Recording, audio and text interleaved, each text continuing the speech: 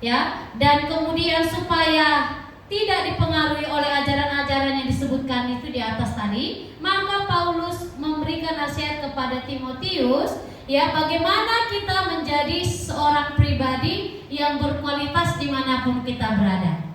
Nah, berkualitas itu berarti nggak sembarangan orangnya, nggak sama, punya nilai gitu, value gitu ya. Nah, kita di sini semua kita, baik saya, ya, jemaat-jemaat Tuhan, kita harus punya itu, amin. Punya kualitas itu. Nah, tempat bekerja ini adalah tempat di mana kita menghabiskan banyak waktu. Contoh sebagai berumah tangga, ngurus anak, ngurus suami, masak habis waktunya, ya kan? Nah, yang sebagai guru ngurus persiapan ngajar lah, belum mengajar, ngurus anak yang bermasalah seperti itu. Itu banyak waktu kita terkuras di situ. Apapun yang kita lakukan, contoh di perkantoran, bagi Bapak Ibu di kantor, waktunya sampai lembur, bahkan sampai jam 11 malam. Nah, waktu kita terkuras di situ. Nah, karena kita tahu waktu kita di situ, kita cari nafkah di situ, maka kita jangan lupa, ya, jangan lupa kita sebagai orang yang percaya kepada Tuhan, kita dipanggil untuk jadi berkat di sana. Amin. Ya, bukan hanya cari nafkah saja, tapi di sisi lain kita membawa Kristus. Ya, karena kita diciptakan segambar dan serupa, artinya kita memiliki nilai-nilai Allah, karakter-karakter Tuhan, itu yang kita bawa bekerja. Nah, bagaimana kita membawa nilai itu supaya kita menjadi berkat? Yuk kita pelajari. Yang pertama di situ, ya, menjadi pribadi berkualitas berdampak adalah satu, yaitu mengikuti ajaran yang sehat. Nah, kalau ada ajaran yang sehat, berarti ada ajaran yang tidak sehat. Nah, ajaran yang tidak sehat itu adalah, kalau nanti Bapak Ibu baca di ayat yang ke-7, jauhilah cerita-cerita takayun nenek tua, seperti itu. Kalau saya versi yang kedua ya Alkitabnya. Artinya begini, ajaran-ajaran yang tidak sesuai firman Tuhan. Contoh, ke anak gadis dilarang makan dekat pintu kalau orang Batak ya. Di situ dibilang dilarang makan, nanti jauh jodohnya. Seperti itu ya kan? Itu contoh ya. Nah, itu pandangan-pandangan dulu. Tapi kalau kita kan, ya memang baik, gak sopan si cewek makan dekat pintu, itu benar juga. Bukan kita nggak mengerti maknanya yang dulu, tapi memang baiknya cewek itu kalau makan duduk yang benar gitu, jangan di pintu, duduklah di kursi. Nah, itu kalau saya pahami ya. Nah, pemahaman seperti itu yang kita harus sesuaikan firman Tuhan, amin. Nah, banyak yang harus kita sesuaikan. Nah, bagaimana kita tahu ajaran itu sehat atau enggak? Nah, ajaran yang sehat di sini di dalam Titus 2 ayat 7, boleh kita baca sama-sama. Titus 2 ayat 7. Yang sudah ketemu katakan yes. Oh, belum ya? Sekali lagi, Titus 2 ayat 7. Yes. Oke, sama-sama 1, 2, 3 ya. Jangan jadikan dirimu sendiri suatu keadaan dalam berbuat baik, hendaklah engkau jujur dan bersungguh-sungguh dalam pengajaranmu. Oke, di situ saja. Nah, di sini dikatakan kita menjadi teladan. Teladan dalam hal apa? Yaitu ajaran-ajaran yang sehat. Ajaran-ajaran apa? Ajaran-ajaran iman, kepercayaan kita, yaitu ajaran Kristen. Ajaran-ajaran berdasarkan firman Tuhan. Contohnya pokok-pokok iman. Apa pokok-pokok iman kita? Mengakui Trinitas. Ya, pribadi Allah kita itu ada 3, ya, yang setiap perannya sesuai dengan waktu yang ditentukan Allah. Contoh perjanjian lama itu Allah dibahas ya. Nah, perjanjian baru pribadinya 2 dibahas di situ, yaitu dalam bentuk manusia, yaitu Yesus Kristus, dan setelah dia melakukan tugasnya menebus kita, mati, bangkit, naik ke surga, dia menjanjikan pribadi yang ketiga, Roh Kudus. Kita mengakui itu, Bapak Ibu. Itu yang kita percaya. Berarti kalau ada di ajaran nanti Bapak Ibu dengar di luar tidak seperti itu, ayo kembali ke Alkitab. Katakan amin. Karena Alkitab sendiri yang bicara, ya. Semua ajaran-ajaran kita harus tunduk di sini, ya. Itu yang harus kita lakukan. Kemudian ajaran apa aja yang sehat? Yaitu ajaran mengakui adanya bahasa roh, perjamuan, ya, perjamuan kudus. Banyak lagi, baptisan air. Nah, itu sesuai firman Tuhan, itu yang terima. Di luar itu yang bertentangan, kita tidak usah ikut-ikutan. Katakan amin. Nah, di sini ya penting sekali kita memiliki ajaran yang sehat, ya, yaitu hidup sesuai firman. Hal ini menjadikan kita menjadi teladan bagi orang lain di tempat kerja ataupun apa yang kita kerjakan. Contoh, ya, supaya kita serasi dengan firman Tuhan atau sesuai, saya selalu di pekerjaan itu menerapkan begini. Kalau waktu kerja, kerja. Waktu istirahat. Jangan pakai waktu istirahat untuk bekerja. Jangan waktu bekerja dipakai curi-curi untuk istirahat. Makanya kalau teman-teman saya bilang ayo ke kantin, jam berapa istirahatnya? Jam mana kita jam 12.40 jam 12 sampai jam 12.40 istirahat, terus diajak ke kantin. Kemudian cepat pulang kan, kamu gak usah takut lah, ya kan? Nanti kita kalau kita kan gak ada jam mengajar, gak apa-apa lah, santai-santai. Bilang jangan, kita ini maksudnya bilang jangan kalau waktu istirahat. Aduh kamu rohani sekali. Nah, kita selalu dijuluk-juluki dengan hal-hal yang mungkin kita kalau nggak percaya diri menerimanya, kita minder, ya kan? Oh iya, aku nggak sama ya, aku sama ya aja. Kita yang disesuaikan, kok saya nggak begini. Yuk kita berkati tapi pulang tepat waktu. Kalau nggak aku duluan ya, pulang. Mereka itu udah tahu kalau aku itu ke kantin. Coba pulang, ayo dia biar ada di sini. Ayo kita cepat. Jadi saya ikut kan. Nah begini, maksudnya gini. Kita bukan kita yang menaruh nilai, tapi mereka bisa lihat. Gitu. Nah saat mereka lagi apa, ada waktu kosong ya seperti apa yang mereka lakukan. Kalau saya buat PPT, mengajar, sampai bilang gini, ya ampun kamu rajin sekali ya. Gak usah kayak gitu, kau nikmati aja. Kau sambil nikmati. Iya aku nikmati, tenang ya. Maksudnya begini, kita itu berbeda bukan dari yang kita omongkan, tapi dari tindakan. Nah, teladan itu bukan dari bicara saja Bapak Ibu Saudara terkasih, tapi kita melakukan apa yang kita ajarkan. Nah, itu pertama. Yuk kita ikuti ajaran sehat, yaitu ajaran sesuai firman Tuhan. Firman Tuhan itu adalah firman yang membuat orang hidupnya berubah. Ya. Perkataan saya tidak mengubah, tapi yang ini saya katakan mengubah. Yuk kita semuanya berdasarkan ini, apa dikatakan Tuhan tentang menghormati orang tua, apa yang dikatakan Tuhan tentang pemimpin negara kita, apa yang dikatakan kita mengasihi sama, bagaimana standarnya ini. Jadi kalau ada teman cerita, gak usah kita bumbu-bumbu yang lain-lain, katakan aja firman Tuhan, ya, supaya dia kuat.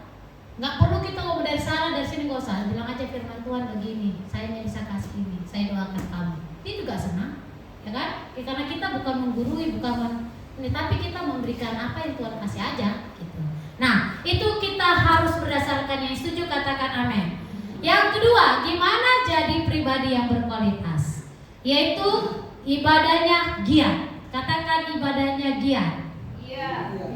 Kok giat saja Bapak Ibu?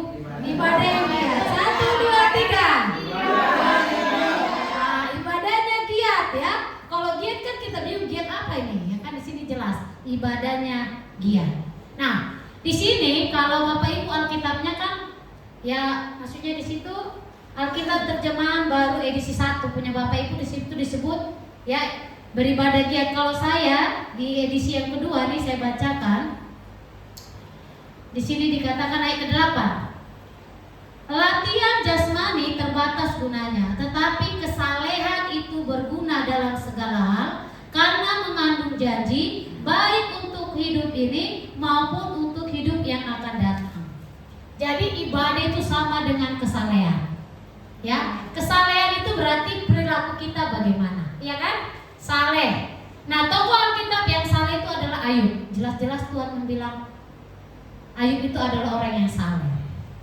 Berarti orangnya jaga hidupnya, jaga segala sikapnya.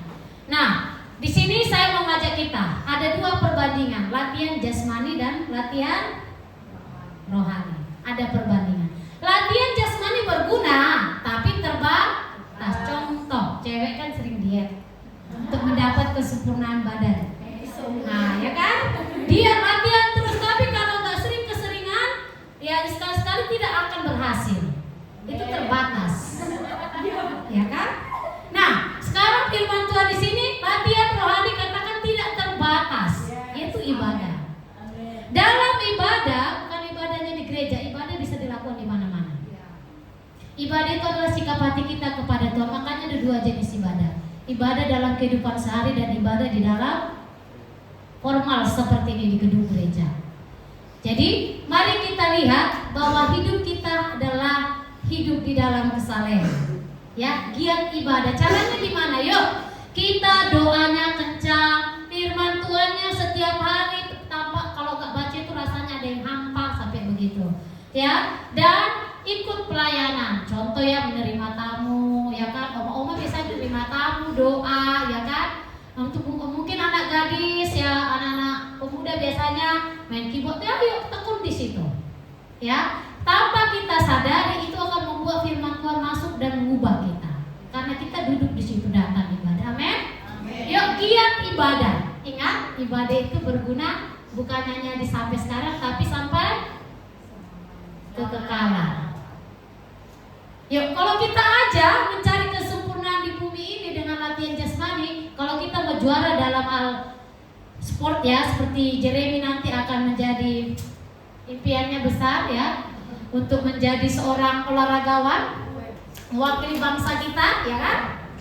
Jadi latihannya kencang supaya otot-otot tubuhnya kencang, dia latihan lari, ya kan? Semua dia latih. Nah itu latihan jasmani.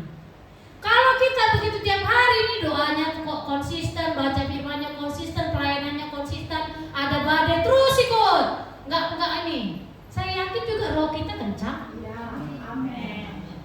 Kepekaan juga kencang.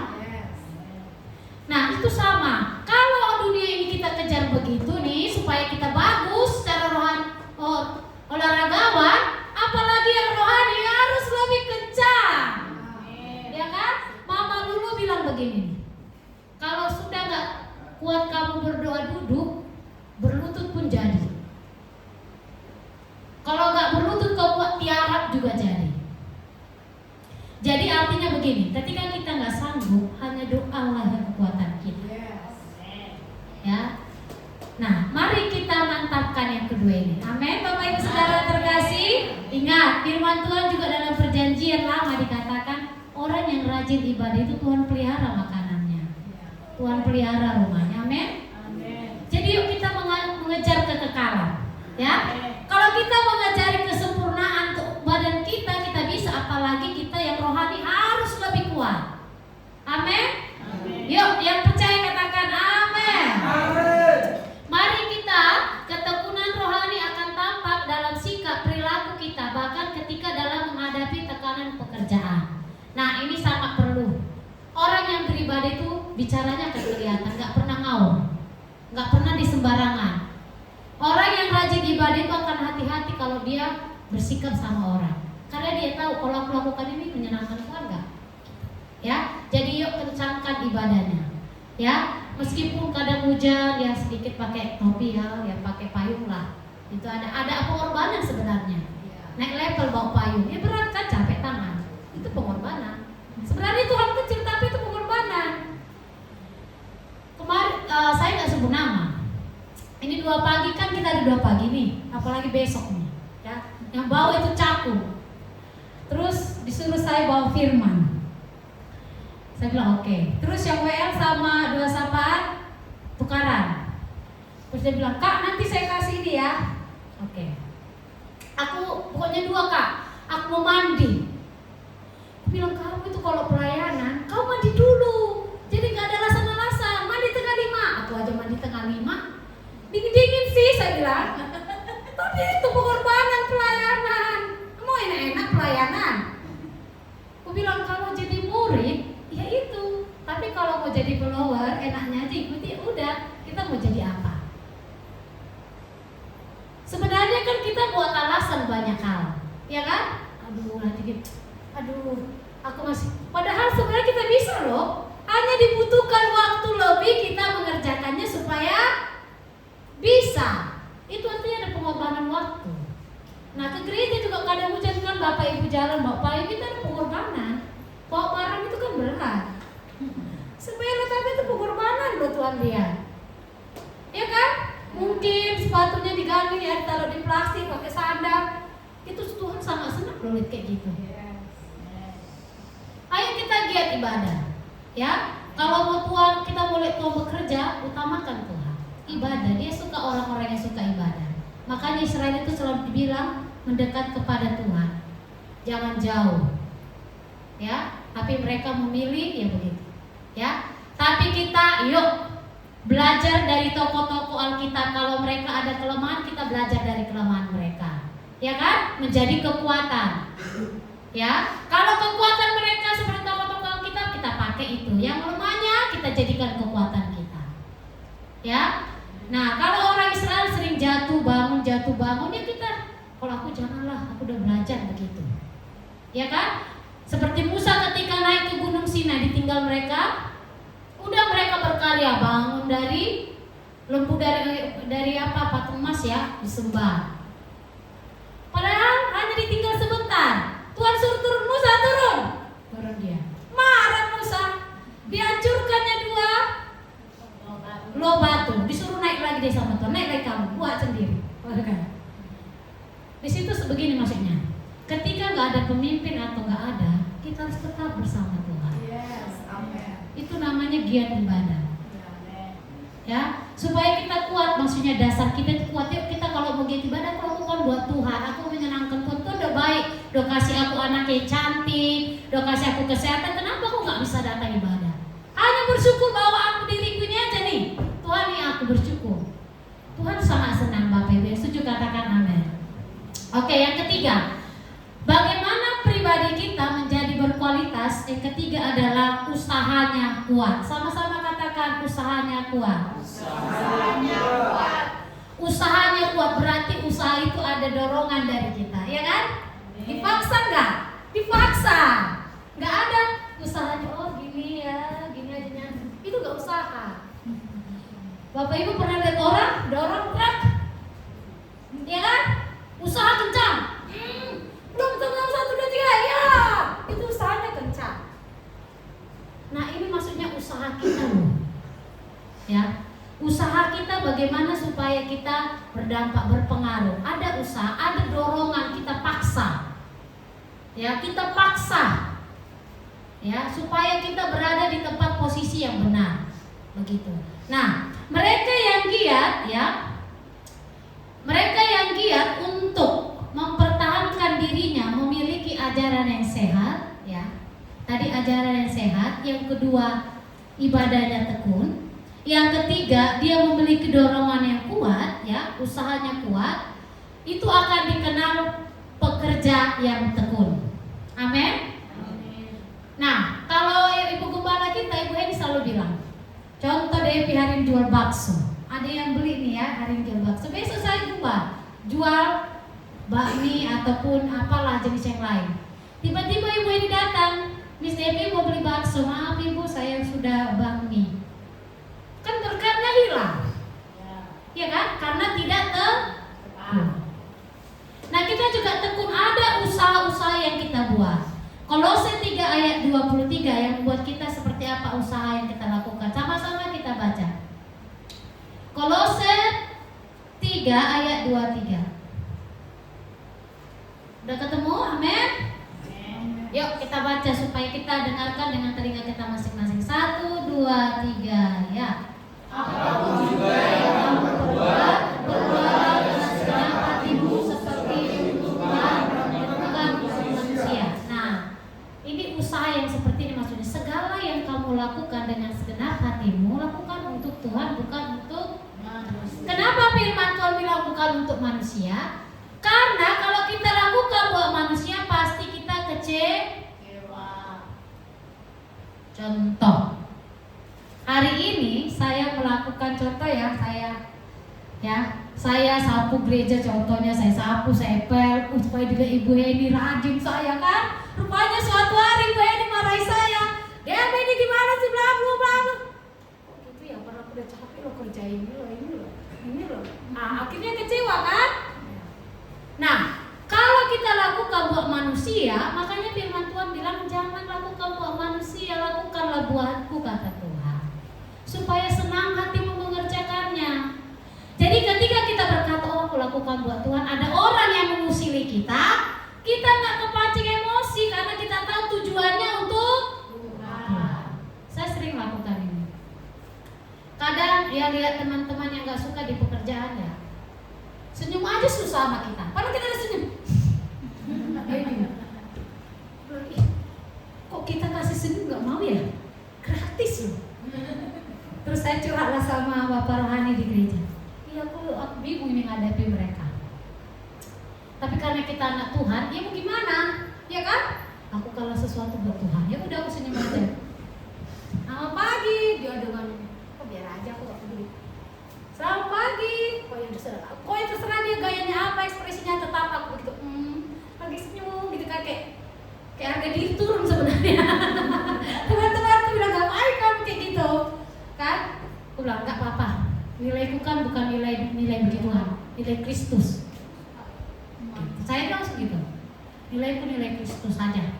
Terserah mau orang anggap aku rendah, kayak yang penting itu diajarin Tuhan itu aja. Gak usah kemana-mana pikiran saya, gitu ya. Nah, di sini kita lakukan. Ada nggak usahanya? Ada. Emang setiap hari kita kalau bekerja dengan orang yang gitu, ya kan? Dorongan kita, kalau nggak Tuhan nggak bisa. Tapi karena hati ini mau taat sama Tuhan, kau lakukan aja. Kalau kau betul mengasihiku, kau lakukan, kan kata Tuhan. Kalau kamu mengasihiku, kau akan mendengar dan melakukan apa yang kuperintahkan. Itu ada firman Tuhan. Ya makanya saya bilang, oke Tuhan, baiklah aku yang punya adalah senyum dan ngomong di luar. Kalau dia nggak ngomong, itu bukan urusanku Tuhan. Yang kulakukan bagian.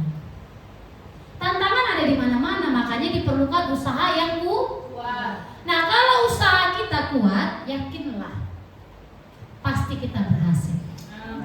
Amin. Itu bukan hukum Tuhan saja, tapi dunia juga punya hal itu. Kalau orang yang rajin, ya orang yang tekun, maka dia akan berhasil usahanya. Apalagi kita yang punya Tuhan, yang Tuhan bilang keberuntungan ada di tangannya. Kita berusaha, kita tekun, kita guru terus motivasi diri lakukan usaha-usaha. Tuhan bilang ke orang yang mengandalkan Tuhan pasti berhasil. Yesua 1 dibilang begitu apa? Yesua 1:8. Orang yang merenungkan firman Tuhan siang dan malam mengandalkan Tuhan, dia akan beruntung dan berhasil dimanapun berada. Makanya kita harus dorong diri kita, semangat yuk lakukan terbaik di pekerjaan. Jangan ikut-ikutan dengan teman sebelah kanan. Boleh happy sekali-sekali, tapi harus sesuai dengan aturan kerja. Ya. Nah saya itu kalau di pekerjaan dibilang begini, kamu pendeta sekali, kamu kok gak pendeta aja, kenapa jadi guru agama? Iya kan? Saya bilang, saya kalau dipanggil Tuhan jadi pendeta, Tuhan ngomong nih atau dengan cara Tuhan penentuan saya mau. Tapi kalau saya pasang badan, saya mau jangan mau. Saya gak mau karena saya itu bukan main-mainan, bukan asal-asalan, karena saya itu panggilan mulia 24 jam untuk orang hidupnya. Kalau bukan Tuhan dasarnya, orang akan salah melakukannya. Makanya saya bilang, kalau Tuhan ngomong dan Tuhan pilih hamba-hambanya ngomong kayak gitu peneguhan, saya oke.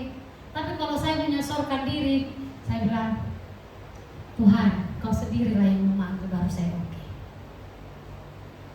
Karena gak sembarangan, ya. Saya melihat kakak saya, hamba Tuhan itu gak main-main. Panggilan itu harus benar-benar berdarah di situ baru berhasil. Maksudnya bukan berdarah dengan keluar darah ya. Semua dikorbankan. Kadang gak ada makan, hanya makan inilah. Mereka bersyukur, sukacita sekali, rasanya nikmat. Saya bilang, Tuhan hidup dalam Tuhan ini luar biasa. Serius, saya di situ lihat, oh rupanya inilah hasilnya, berhasil. Ya, nah kerja keras kita adalah kesaksian yang menunjukkan iman kita nyata. Orang lain akan melihat Kristus melalui cara kita bekerja dengan sungguh-sungguh. Jadi ada usaha giat, artinya usaha kita yang sungguh-sungguh. Lakukanlah segala sesuatu untuk Tuhan, bukan untuk manusia. Ingat, apapun yang kita lakukan untuk Tuhan. Seperti saya juga, saya sering kasih contoh saya, karena saya bilang gak jauh-jauh dari diri saya. Sebenarnya saya udah tua sebenarnya ya, 36. Jadi pernah ada cerita begini. Jadi youth nih di gereja, youth. Kalau tadi saya ngomong juga sama. Momen Dia bilang gitu. Sebenarnya saya udah gak cocok youth lagi. Saya bilang bercanda sama. Karena dari umur, kalau teman-teman saya udah punya anak kelas 6 sekarang. Terus lah pemain musik kita ngomong, iya secara umur iya, tapi kan belum ada 1 tahun lagi, menikahnya belum. Oh iya ya, aku bilang menikahnya belum. Ya udah, aku bilang. Dengan cara dia ngomong kayak gitu, artinya begini, dia sudah mengajarkan gini. Ya kamu belum masuk di dalam itu, nanti kamu akan saatnya begitu, dengan cara halusnya. Karena menurut kita kan udahlah ngapain, tinggal aku aja yang tua di sini, merasa diri di antara YouTube kita nih, ampun cuma aku aja, gak ada yang lain. Kayak merasa udahlah, biarlah mereka ini penerus. Cuma di sisi lain bilang, justru kamu yang akan dicontoh dilihat. Jadi kau suka ngomong di hati kayak gitu dalam hati, oke Tuhan, lakukan aja buat Tuhan. Karena ada rasa-rasa sendiri yang harus kita kalahkan. Rasa-rasa merasa tua lah, merasa sendirilah, merasa apa gitu harus dikalahkan gitu. Nah saya kasih contoh diri saya aja Bapak Ibu, karena itu saya kalahkan. Karena merasa diri kan udah gak momennya lagi gitu. Padahal Tuhan gak lihat momennya itu. Tuhan lihat salah kau dimanapun kau lakukan buat aku kan. Udah gak usah lihat momen-momen. Baiklah Tuhan, perintah aja lah mau Tuhan gitu kan. Nah saya sering begitu Bapak Ibu, hati ini kadang bicara. Kadang suara hati kita yang baik itu dengerin. Karena itu kadang Tuhan pakai itu buat kita kembali di jalannya, kembali di dalam apa yang Tuhan seharusnya Tuhan mau kita lakukan. Amin. Jadi itu kita dengar. Kalau ada bisikan-bisikan hati yang sisi lain gelap, yang tidak, ini gak usah. Ya, makanya kita pertajam hati kita dengan firman, supaya itu yang kencang keluar dan kita sanggup menjadi dampak di pekerjaan, di rumah, apapun yang kita kerjakan. Ingat, kita ini adalah membawa Kristus. Dilihat dari cara kita, apa yang kita omongin, nasihat kita, ajaran kita, dilihat dari kedua, ibadah kita, dilihat yang dari ketiga, bagaimana setiap hari perbuatan kita untuk kita berusaha yang terbaik. Amin.